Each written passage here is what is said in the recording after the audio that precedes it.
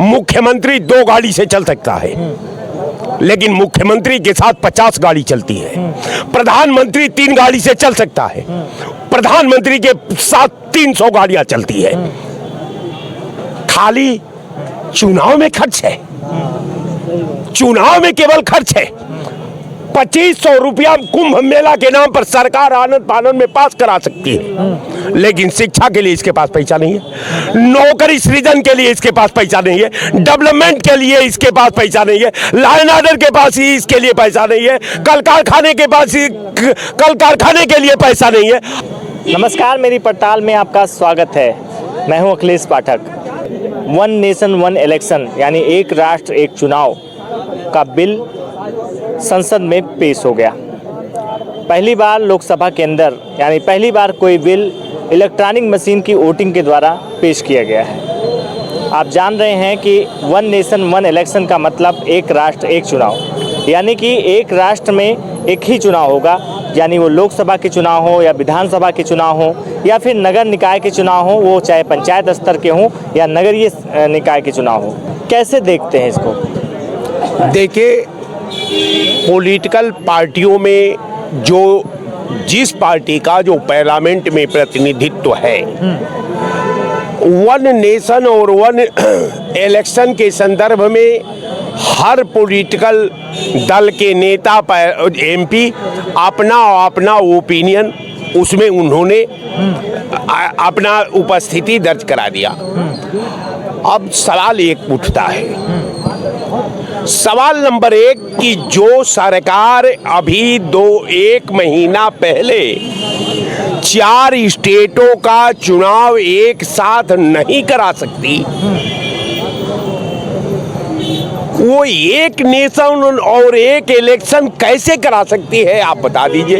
एक सवाल का जवाब भारतीय जनता पार्टी हमको बता दे, इसके नेता बता दे कि जब आप ही करा रहे थे ना 1 माह पहले, आपने हवाला दिया कि लॉ एंड ऑर्डर अगर चारों, चूंकि कश्मीर अति संवेदनशील स्टेट है, हरियाणा का भी स्थिति वो है, आप झारखंड का भी नक्सलाइटों के नाम पर आपने ये कर दिया, तो 4 स्टेटों का अगर बार बार आपको चुनाव कराना पड़ा तो पूरे राष्ट्र को कैसे एक बार चुनाव करा सकते हैं? आप ही मोदी जी हैं, आप ही सरकार है, आप ही प्रधानमंत्री हैं, तो जब आप 4 स्टेट का एक साथ नहीं करा पाए तो एक पूरे देश का एक साथ कैसे करा पाएंगे?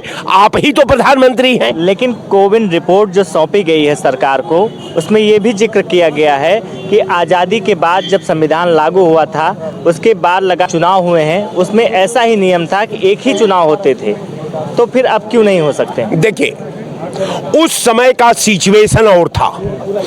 उस समय जो है पूरा राष्ट्र भक्ति के रंग में रंगा हुआ था। आज का देश की स्थिति नहीं थी।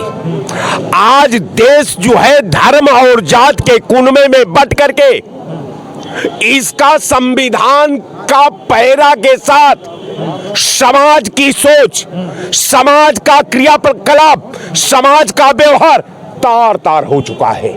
अब रह गया सवाल कि एक स्थिति इतनी नाजुक और गंभीर है कि जात में जात ढूंढी जा रही है, धर्म में धर्म ढूंढा जा रहा है, परिवार में भाई भाई ढूंढा जा रहा है। अब देखिए, विकट स्थिति का तारतम्य जारी है। अब कहने का मतलब कि जो 5 बार चुनाव हुए हैं, उस समय भारतीय के दिल में राष्ट्रभक्ति थी। आज पूरे भारत के दिल में या तो भारत जातीय उन्माद में चल रहा है या भारत धार्मिक उन्माद में चल रहा है। स्थिति ये है कि जो हम एक दूसरे का पूरक होते थे, आज हम एक दूसरे का दुश्मन बन करके आमने सामने खड़ा है। 2018 में विधि आयोग ने भी एक रिपोर्ट सौंपी थी, उसमें ये कहा गया था कि 2014 में जो चुनाव हुआ था, लोकसभा चुनाव हुआ था या विधानसभा चुनाव हुआ था, लोकसभा चुनाव के जब आय को देखा गया, उसमें पैसे का देखा गया कितना खर्च हुआ था, और विधानसभा तो लगभग सेम खर्चे हुए हैं। तो उनका कहना है कि यदि ये चुनाव एक साथ करा दिए जाए तो लगभग 50% पैसे की बचत होगी। हम कहते हैं कि देश का फायदा है, मुख्यमंत्री 2 गाड़ी से चल सकता है, लेकिन मुख्यमंत्री के साथ 50 गाड़ी चलती है। प्रधानमंत्री 3 गाड़ी से चल सकता है, प्रधानमंत्री के साथ 300 गाड़ियां चलती है। खाली चुनाव में खर्च है, चुनाव में केवल खर्च है। 2500 रुपया कुंभ मेला के नाम पर सरकार आनंद फानंद में पास करा सकती है, लेकिन शिक्षा के लिए इसके पास पैसा नहीं है, नौकरी सृजन के लिए इसके पास पैसा नहीं है, डेवलपमेंट के लिए इसके पास पैसा नहीं है, लॉ एंड ऑर्डर के पास ही इसके लिए पैसा नहीं है, कल कारखाने के लिए पैसा नहीं है। अब कहने का मेरा मतलब कि पैसा केवल 2 काम है सरकार के पास, इसका 3 गो काम ऐतिहासिक है। आने वाला कल में हम समझते हैं कि उसका इतिहास अनुकरण करने जा रहा है। पहला योजना ये है कि मस्जिदों में मूर्ति को ढूंढना, ये पहला योजना है। दूसरा योजना इसकी ये है कि जो इनका जो है विधा है शौचालय योजना, सरकार शौचालय योजना पर खड़ी है। और तीसरा उपलब्धि यह है कि 5 किलो गेहूं और 3 किलो गेहूं और 2 किलो चावल दे करके कटोरा योजना।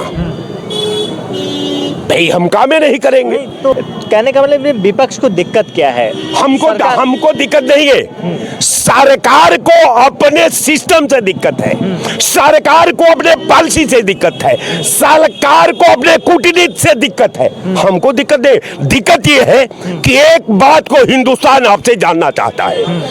अभी आप 1 महीना पहले 4 स्टेटों का आपने चुनाव कराया,